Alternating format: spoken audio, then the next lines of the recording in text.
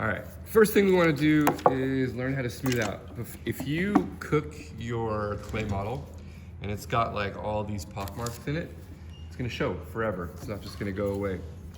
So I always kind of like emphasize, try and like make sure your model is as smooth as possible. So this is something that you guys are all gonna be doing this week, hopefully. Everyone's like far enough.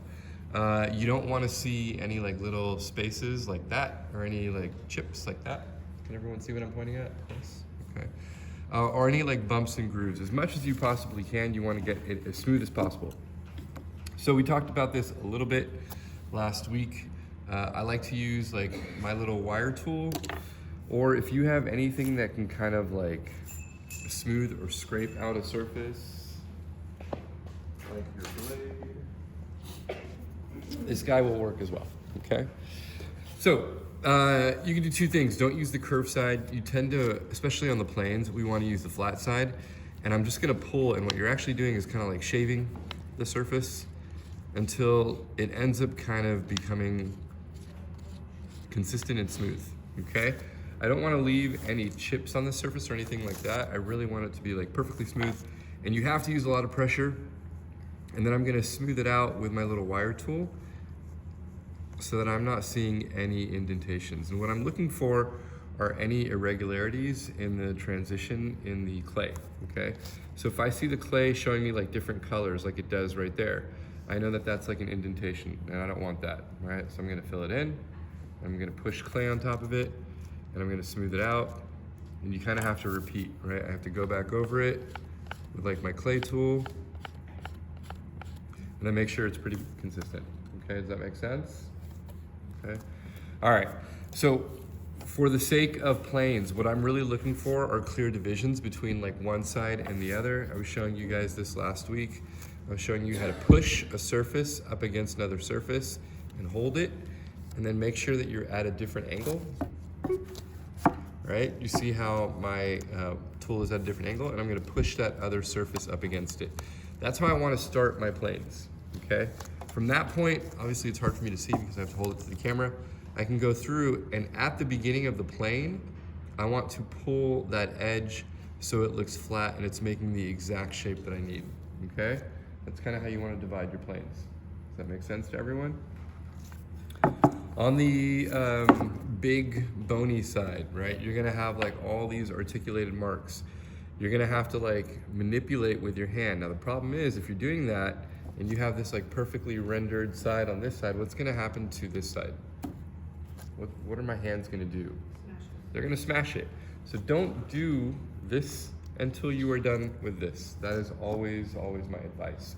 Work on the bones first, do your planes last, because you don't wanna touch your planes. The bones, you can have a couple of fingerprints and no one's gonna notice, okay? So I wanna push all my clay into the surface so that I have no pockets, right? I wanna get rid of all those like funny indentations, any articulation that doesn't feel like it's part of the form. And I'm gonna come in, and I like to use both the curved tool, right, and the flat tool. It's just gonna depend on what I'm looking at. For these big surfaces, I'm gonna pull like the first layer of clay off. And as I'm doing that, you're gonna see it's gonna create like a smoother textured surface. And I don't need to worry about it being too perfect on the bony side, and I'll show you why.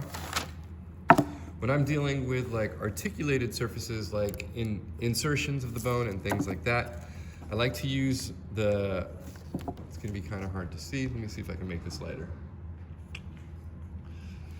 I like to use my pointy tool, because my pointy tool can go in there, right? And I can make really clean cuts.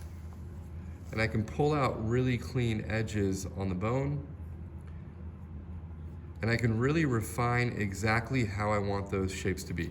With a curve tool, you gotta make sure it's the right shape, and it's not gonna pull as much because it doesn't have that pointy structure, but it will still work, okay? So just kind of use what you have, use what you can use, but definitely know that to make these like final movements, you have to use your tools.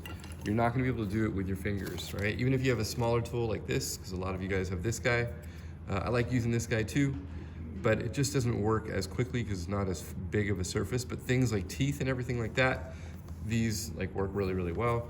and it also has this flat side. You can use the flat side to do the exact same thing, just kind of pushing the clay back into where it goes, okay? And you can see how really quickly I'm getting like a really smooth articulated surface, and that's kind of what I want it to look like right before the very last step. Does this make sense to everyone? Okay, very last step. Alcohol, okay?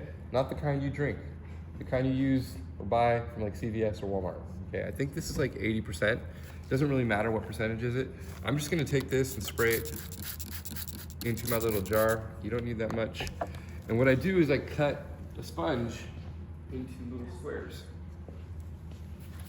So this is my little sponge tool. I'm gonna back this up so you guys can see what I'm doing.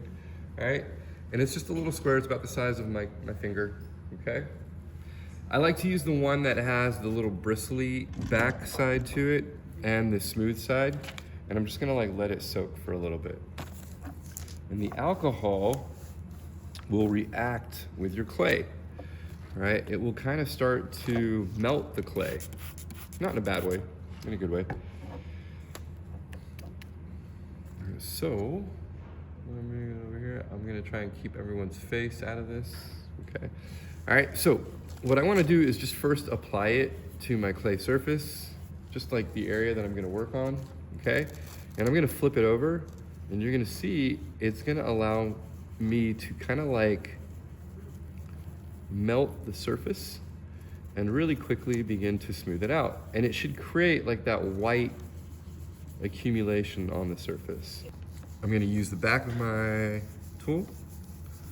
All right, I'm gonna soak it. And this will allow me to like minimize any sanding I need to do. And you can see how it will really smooth out all the stuff I'm working on, okay? Now, I don't care that it has these little like grizzly areas of like clay sticking off. What I'm looking for is that it looks like super smooth. And you're gonna see the difference between like this area, right, and the area sitting on top. Does everyone see that? It happens very quick. It requires a lot of pressure. You kind of have to push, but you really want to kind of like make sure that you are taking, I don't know where that just came from. You're taking your sponge, really soaking the surface, right? I'm gonna use that sanded, rigid area of the clay to kind of break it down. I'm using the soft part of the clay, of the sponge, to kind of like smooth it out, okay? Does that make sense to everyone? All right, and then it will create those really smooth textures. Am I using my hands to make anything smooth? No, okay? One of the things that you will recognize when you start working in clay a lot is that people really don't use their hands too much except in the early stages. Most of the time, you're actually using your tools to kind of build those shapes, all right?